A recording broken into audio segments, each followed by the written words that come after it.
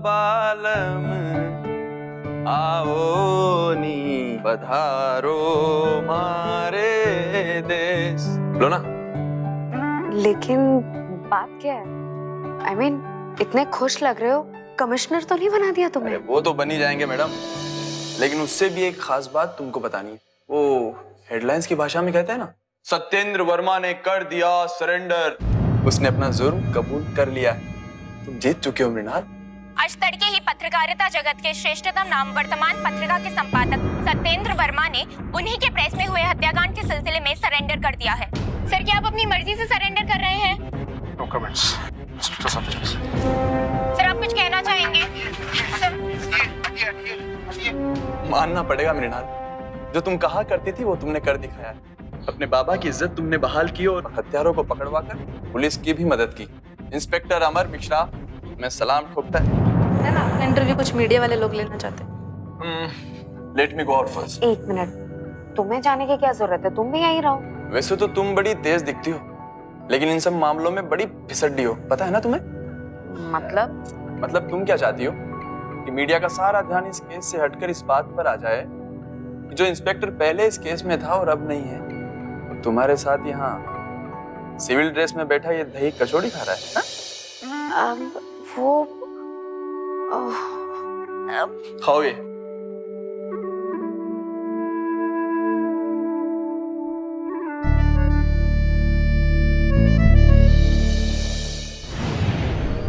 नमस्कार, मैं सुशांत सिंह आपका स्वागत करता हूं सावधान इंडिया की इस नई सीरीज नकाब, एक किस्सा 5 हिस्से में।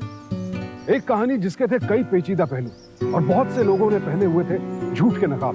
मृणाल ने अपमान के कड़वे घूंट पीते हुए अपनी सूझबूझ और पक्के इरादों से अपने पिता के नाम पर लगे व्यभिचार के दाग को तो मिटा दिया, लेकिन उसने कभी सपने में भी नहीं सोचा था कि ऐसे नाजुक समय पर इंस्पेक्टर अमर उससे अपने प्यार का इजहार करेगा, और वो भी इस अनोखे तरीके से। लेकिन इस सत्य घटना पर आधारित ट्रिपल मर्डर केस में अभी एक और मोड़ आना बाकी था। नकाब, एक किस्सा 5 हिस्से की इस आखिरी कड़ी में आइए देखते हैं कैसे सुलझी आखिरी गुत्थी इस विचित्र मर्डर केस की। आपने जैसा कहा वैसा मैंने कर दिया है सत्येंद्र बाबू, पर अब आप समझ रहे हैं ना, इसके बाद वापसी का कोई रास्ता नहीं। मैं जानता हूँ भागवत जी, धन्यवाद। घर जाने की तैयारी कर रहा था। मैम, इतने बड़े और पेचीदा केस को सुलझाने के बाद कैसे लग रहा है आपको? आपको आज की युवा पीढ़ी के हीरो की तरह देखा जा रहा है। इस बारे में क्या कहना है आपका? क्या हो रहा है? क्या हो क्या रही है? आपकी बेटी ने कमाल कर दिया मैम, सत्येंद्र वर्मा का पर्दाफाश कर दिया। और ताज़ा प्राप्त समाचार के अनुसार सत्येंद्र वर्मा और मधुरिमा चौबे की गर्भ में अजात शिशु का डीएनए मैच कर गया है। लिहाजा अब इस बात में कोई शक नहीं रहा कि सत्येंद्र वर्मा और मधुरिमा चौबे के बीच शारीरिक संबंध थे।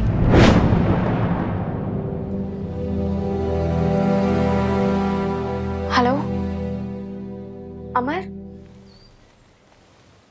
मधु के पेट में पाए गए बच्चे का डीएनए और सत्येंद्र वर्मा का डीएनए मैच हुआ है। मतलब जो टीवी में दिखा रहे हैं वो सब कुछ सच है? नहीं, वो आधा सच है, यानी कि 1/4। डीएनए माँ और पिता के शरीर का वो तत्व होता है जिससे कि ये पता लगाया जा सकता है कि ये बच्चा उनका है या नहीं। जब हम प्रेगनेंसी टेस्ट करते हैं या ये देखते हैं कि किसी बच्चे का पिता फला आदमी है या नहीं, उस वक्त उस व्यक्ति का बच्चे से डीएनए मैच करते हैं। अगर वो डीएनए उस व्यक्ति से 50% भी मिल जाता है तो वो बच्चा उसका होता है, लेकिन मधु के बच्चे का तो सत्येंद्र वर्मा से 25% ही डीएनए मिला है। इसका मतलब आप समझे? इसका मतलब सत्येंद्र वर्मा मधु के बच्चे का पिता नहीं, दादा हो सकता है। एग्जैक्टली। अजय बिहारी के फोन में भी जो वर्मा 2 के नाम से नंबर सेव था, वो सत्येंद्र सर का नंबर नहीं था, बल्कि प्रशांत वर्मा का 2nd नंबर था। और वो तीसरी आवाज जो हमने रिकॉर्डिंग में सुनी थी, वो प्रशांत वर्मा की आवाज थी, क्योंकि उसी को ना अंग्रेजी में गालियां देने का बहुत शौक है। सत्येंद्र सर को मैंने आज तक गाली देते हुए कभी नहीं देखा है। इसका मतलब सत्येंद्र वर्मा ने अपने बेटे को बचाने के लिए अपनी कुर्बानी दी, और मिनिस्टर भागवत की मदद से उसने डीएनए रिपोर्ट में हेर फेर भी की। उसने झूठ को सच बनाया है। झूठ नहीं, आधा सच। पूरा सच तो अब प्रशांत वर्मा उगलेगा। चले? कहाँ हो यार? I will miss my flight. अरे इतनी भी क्या जल्दी है? अभी तो तुमसे बड़ी सारी बातें करनी है। तेरी इतनी हिम्मत? You bloody!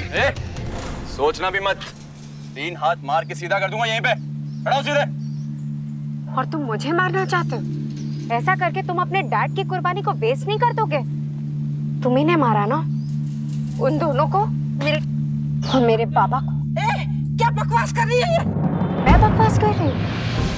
वाह, अपने बेटे को बचाने के लिए आप अपने पति की कुर्बानी देने के लिए तैयार हैं। और मधु के पेट में तुम्हारा ही बच्चा पल रहा था ना, तुम्हारे डैड का नहीं था। तुम्हारे बोलने से क्या होता है?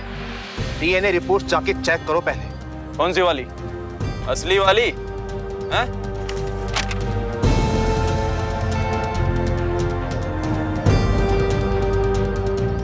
ये तुम्हारे पास कहां से आया? हम पुलिस वाले हैं बेटे, हाथ में हाथ डाल के बात बाहर निकाल लेते। ये तो डीएनए रिपोर्ट है। मॉम, लॉयर को फोन करो अभी के अभी। हाँ बेटा। बुलवा तो मैं तुझसे राग फेर भी सकता हूँ, समझा? बताता हूँ। मधु पिछले 10 सालों से हमारी प्रेस में काम कर रही थी, और लास्ट ईयर जब मैं एमबीए करके वापस लौटा तो उसने मुझ में इंटरेस्ट दिखाना शुरू कर दिया।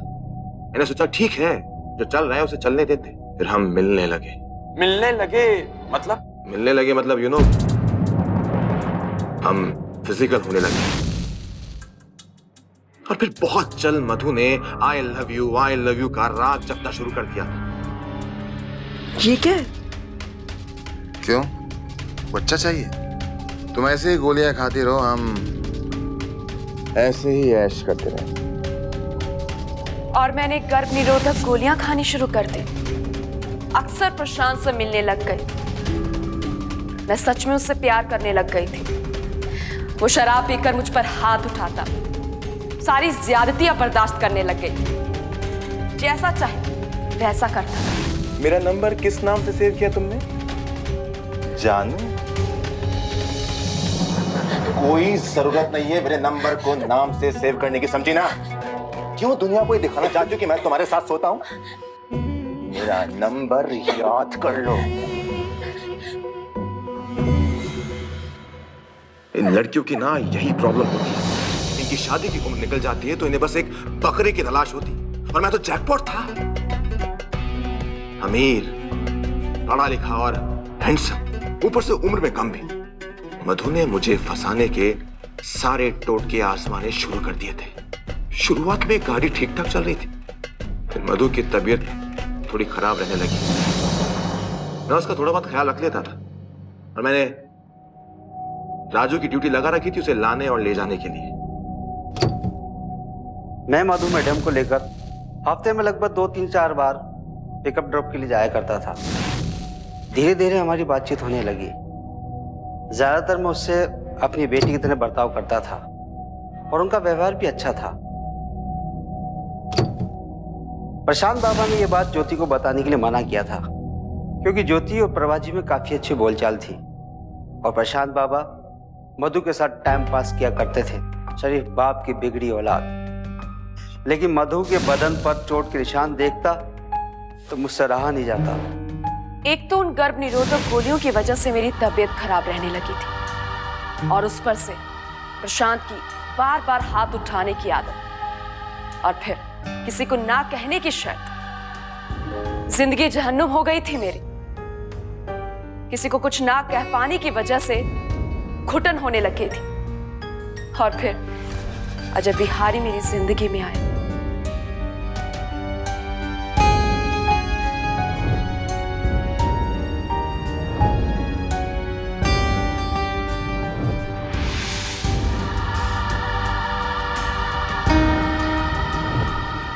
अजय बिहारी मेरी जिंदगी में ताजा हवा के झोंके की तरह आया, खुशनुमा, बेपरवाह, रंगीन। मैंने और अजय ने बहुत जल्द शादी करने का फैसला भी कर लिया, और धीरे धीरे मैंने प्रशांत से मिलना कम कर दिया। प्रशांत सिर्फ मधु के लिए रोने के लिए वजह नहीं था, बल्कि अपने पिता सत्येंद्र वर्मा के लिए भी परेशानी का सबब था। उनके नाम और अखबार की आड़ में उसने लोगों को ब्लैकमेल करना शुरू कर दिया था, जिसका पता मुझे चल चुका था। मैंने सोचा था कि क्यों ना बहती हुई गंगा में हाथ धोए जाएं। और फिर चोर के घर चोरी करना कहाँ बुरा होता है। फिर मैंने और मधु ने शादी करने की सोची थी, तो पैसों की जरूरत तो पड़नी थी। अजय मेरी नजरों में अब कांटे की तरह चुभने लगा था। एक तरफ तो वो मुझे ब्लैकमेल कर रहा था और दूसरी तरफ मधु उससे मिलकर अपना त्रिय चरित्र दिखा रही थी।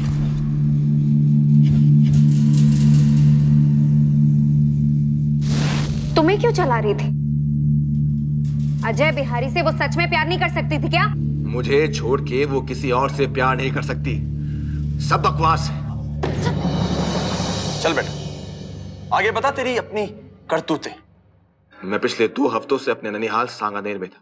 14 जुलाई को प्रेस का इनॉग्रेशन था और मुझे यह अच्छे से यकीन था कि 13 जुलाई की रात को अजय बिहारी तैयारियों में बिजी रहे।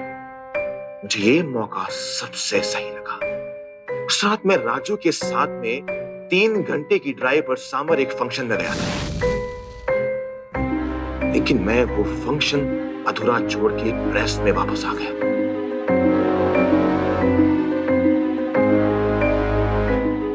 पर जब मैं प्रेस स्टोर रूम में आया तो हेल्पर्स अब भी वहीं काम कर रहे थे।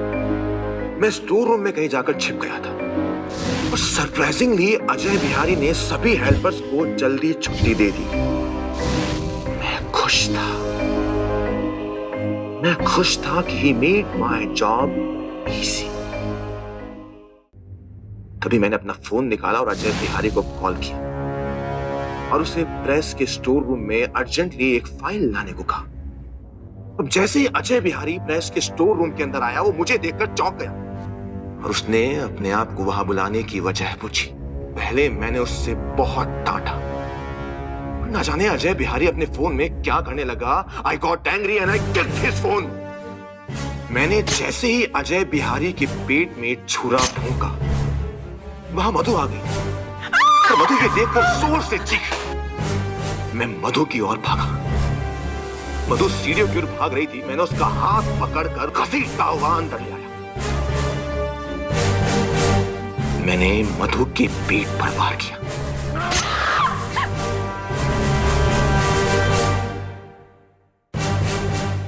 गाड़ी में बैठा मैं प्रशांत सर का इंतजार कर रहा था, तभी मुझे चीख सुनाई दी। मैं भागा, आवाज स्टोर रूम की तरफ से आ रही थी। मैं उसी ओर ही भागा। हाँ, ये सब चीखें मैंने भी सुनी थी, तभी तो मैं जाग गई थी और धीरे धीरे प्रेस की तरफ आने लगी। मैंने चाकू लिया और मधु के पेट में जोर से वार करने लगा। इतने में राजू मेरे ऊपर कूद और हम दोनों की हाथापाई होने लगी। प्रशांत को मैंने धक्का दिया और मधु मैम को बचाने के लिए उनकी तरफ दौड़ा। मेरे हाथ में रॉड लग गई थी और मैंने वो रॉड राजू के सर पे जोर से दे मारी। राजू वहीं बेजान सा गिर पड़ा। तुम्हारी हिम्मत कैसे हुई मुझे छोड़ के जाने की, और वो भी उस अजय बिहारी के लिए? Why did you cheat me? Tell me! कब दिया था? और तभी पापा वहां आ गए। रोते बिलखते अपने बेटे को देखकर किस बाप के होश ठिकाने रहेंगे। मैं बेटे के पास गया तो उसने फपक फपक कर रोते हुए मुझसे कहा, मुझे बचा दो पापा, मुझे बचा दो, मैंने सब खराब कर दिया पापा, मुझे बचा। मैंने अपने आप को शांत किया और जिंदगी में पहली बार विवेक और ईमानदारी को ताक पर रखकर मैं पुत्र मोह में अंधा होकर अपने बेटे को बचाने की योजना में लग गया। मैंने अपना सारा तजुर्बा अपने बेटे को बचाने में लगा दिया। मैंने राजू के कपड़े उतारे और अपने बेटे को पहनने को दिए। गाड़ी की चाबी नहीं मिल रही थी, तभी मैंने देखा कि अजय बिहारी के जेब में चाबी लटक रही है। मैंने वो चाबी वहां से खींच कर निकाली और अपने बेटे को देकर कहा कि ननिहाल चला जा और जब तक मैं ना कहूं मत आना, बाकी मैं यहाँ सब कुछ संभाल लूंगा। मैंने एक आदमी को मोटरसाइकिल पे जाते हुए देखा था। उसकी शर्ट के बाजू में खून लगा हुआ था। मैं प्रेस की तरफ भागी और जब वहां आई तो देखा मेरा राजू, मेरे बाबा वहां खून में लथपथ अरे मैं पड़े राजू, राजू क्या किया? ज्योति रोती रही। मेरे समझ में ये बात आ गई थी कि ज्योति अपने पति को बिना कपड़ों में देखकर उसने समझ लिया कि मधुरिमा और उसके पति का कोई चक्कर है, और इसी की वजह से ये सब खून खराबा हुआ। मैंने भी इस थ्योरी को चैलेंज नहीं किया, बल्कि इसी बात को बड़ा चढ़ाकर बोलने लगा। मैंने राजू से पहले ही कहा था कि इन चक्करों में मत पड़, लेकिन पहले दारू फिर मधुरिमा, पहले दारू फिर मधुरिमा। साहब, आपको ये पहले से पता था क्या? ऐसा क्यों होना? क्या हुआ क्या ये? मुझे कुछ नहीं मालूम। जब मैं आया तो दोनों इसी अवस्था में थे। और वो आदमी जो मोटरसाइकिल पे गया साहब, सब वो हमें जानी ना, हमें किच्चू जानी ना साहब, हमें किच्चू जानी ना। वो उसके पास बाजू पे खून लगा हुआ था साहब। अब मुझे यकीन हो गया था कि ज्योति ने प्रशांत को नहीं देखा। मैंने उसे गुमराह करने के लिए कह दिया कि मैंने किसी को नहीं देखा, और ज्योति को कहा कि मेरे दुश्मनों ने मेरे प्रेस पर हमला कर दिया और मेरे प्रेस के 3 लोग शहीद हो गए। ज्योति के सारे प्रश्न अब समाप्त हो चुके थे। सुबह होने वाली थी। मैंने ज्योति से जाने को कहा, तुम सिर्फ पुलिस को यह बोलना कि तुमने जाते हुए 2 आदमियों को देखा था, बाकी मैं सब संभाल लूंगा। मुझे भी शुरू में यही लगा था कि हमला आप पर हुआ है, और इसी गफलत में वो बेचारे 3 लोग मारे गए। लेकिन राजू के बदन पर कपड़े ना होने की वजह से सारा खेल ही बदल गया वर्मा जी। ज्योति के जाने के 2 मिनट बाद मुझे नीचे टहलकदमी की आवाज सुनाई थी। मैंने सोचा कि वैसे भी आज छुट्टी का दिन है, उद्घाटन के बाद जब लोग चले जाएंगे तो मैं सब कुछ ठीक ठाक कर दूंगा। इसलिए मैं लोहे के रॉड, चाकू और खून से सने अपने बेटे के कपड़े लेकर स्टोर रूम के पीछे के दरवाजे से निकल के बाहर चला गया। और आपको ये लगा ही नहीं कि आपकी ये गुनाह खून की शक्ल में सबके सामने जाहिर होंगे। सिर्फ इनके गुनाह नहीं, इनके बेटे के भी। गुनाह को छुपाना भी सबसे बड़ा गुनाह है बेटी। मैं तुम्हारे पापा का दोषी हूं। मैंने तुम्हारे पिताजी की इज्जत को सरे पासार उछाल दी बेटी। मुझे माफ कर दे बेटी, मुझे माफ कर दे।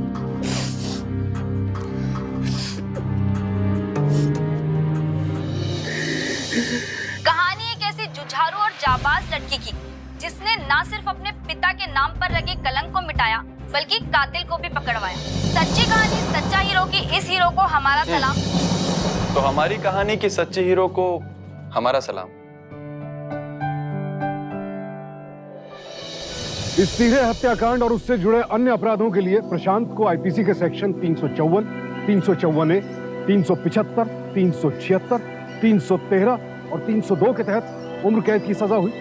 वहीं सत्येंद्र वर्मा को अपने बेटे का जुर्म छिपाने और पुलिस को गुमराह करने के लिए सेक्शन 201 के तहत 3 साल कैद की सजा सुनाई गई। कहते हैं कि जाने वाला तो चला जाता है, उसके जाने के बाद लोग उसके बारे में क्या कहते हैं उसे कोई फर्क नहीं पड़ता, लेकिन उसके परिवार वालों, उसके परिजनों को फर्क पड़ता है, क्योंकि उनके पास तो बस वही नाम और उससे जुड़ी यादें रह जाती हैं। और अगर उन यादों में भी कोई कड़वाहट घोल दे तो फिर जीना दूभर हो जाता है। इन्हीं यादों को बचाने की लड़ाई लड़ रही थी जयपुर की मीना।